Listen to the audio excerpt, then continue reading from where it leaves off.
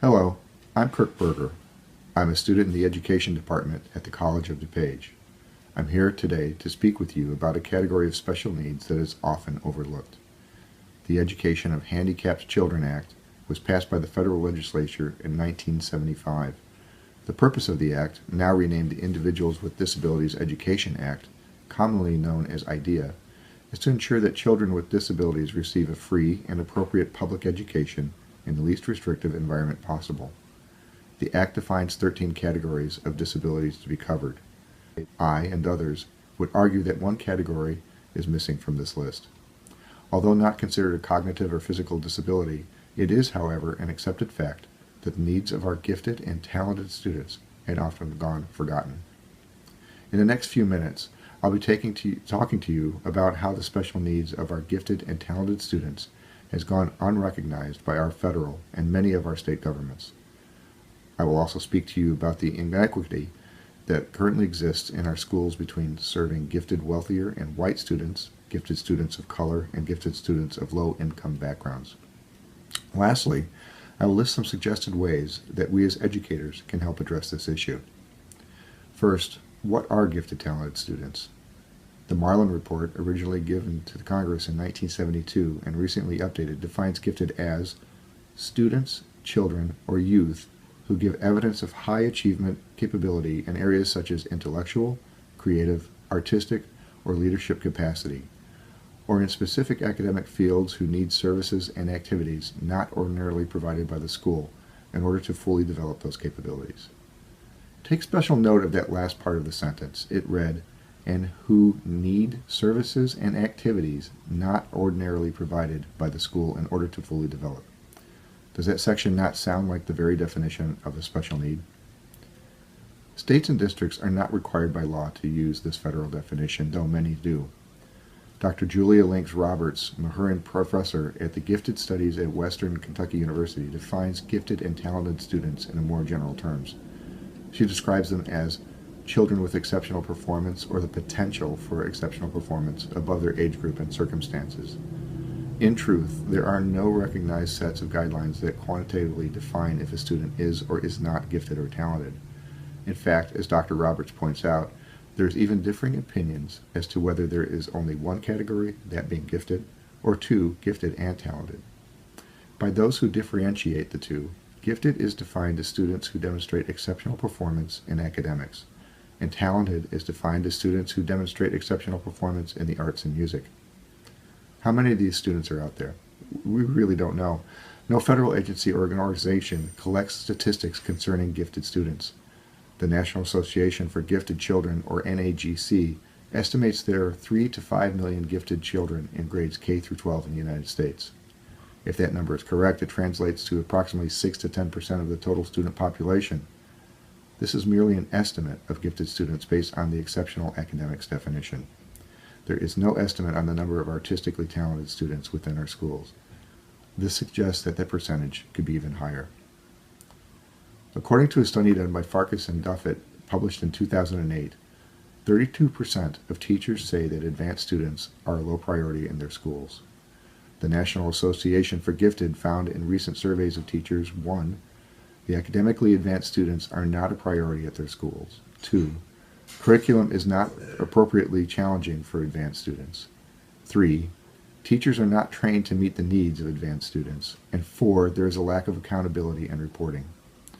A 2008 study by Farkas and Duffett states that at present, most gifted students receive their education in the regular classrooms. Yet 65% of teachers report their education courses and programs focus little or not at all how to teach gifted and talented students. Why is this? 77% of teachers agree that getting underachieving students to reach proficiency has become so important that the needs of advanced students take a back seat. The emphasis on schools focuses solely on raising the test scores of low-achieving students to grade level, and as a consequence, they are putting not enough eggs into the gifted basket. This is directly related to the federal No Child Left Behind Act of 2001 and 2002.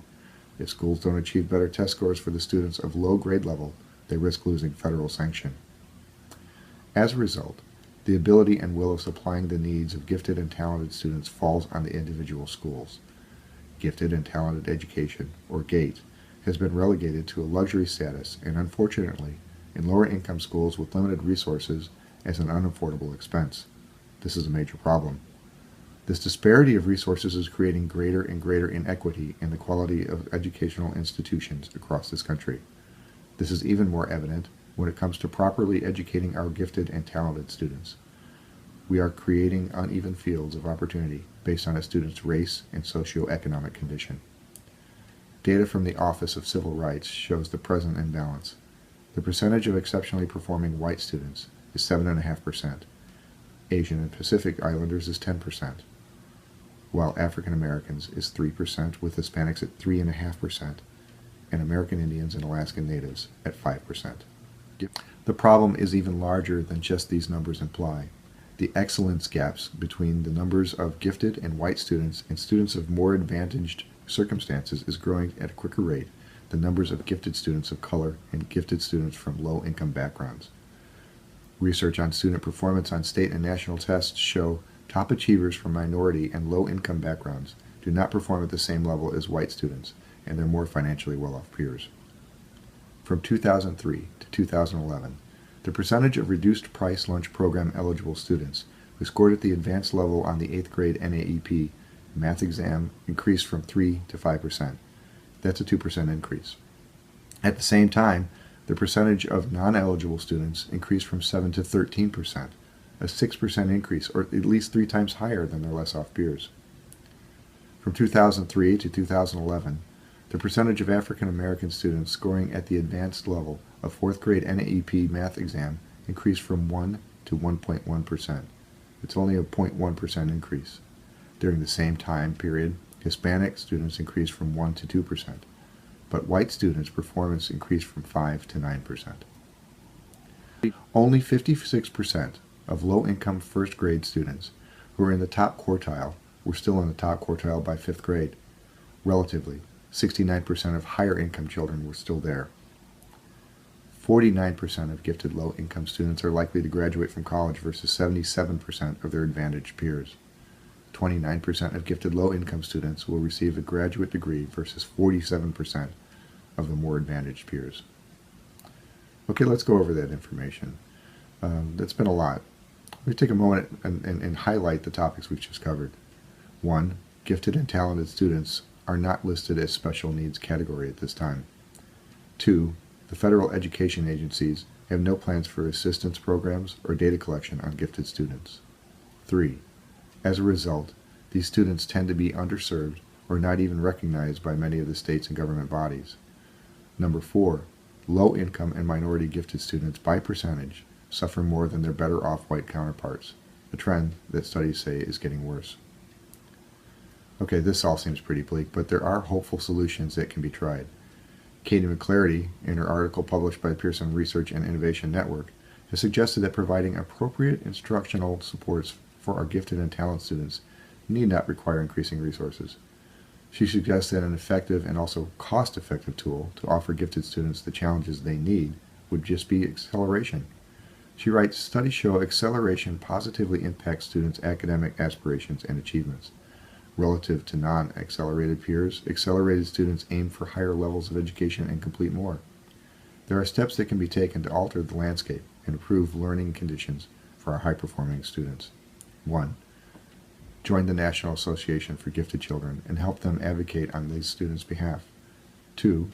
The National Association for Gifted Children website offers resources, materials, training for teachers of gifted, talented students. Train yourself for the eventuality that you will have a gifted student in your classroom. Be prepared to give those students the tools they will need to be successful. 3. Be an advocate yourself. Let your elected government officials know that there needs to be greater equality among our schools' systems, and push for a greater acknowledgement of these needs of gifted and talented students. James Gallagher writes, failure to help the gifted child is a societal tragedy, the extent of which is difficult to measure, but which is surely great.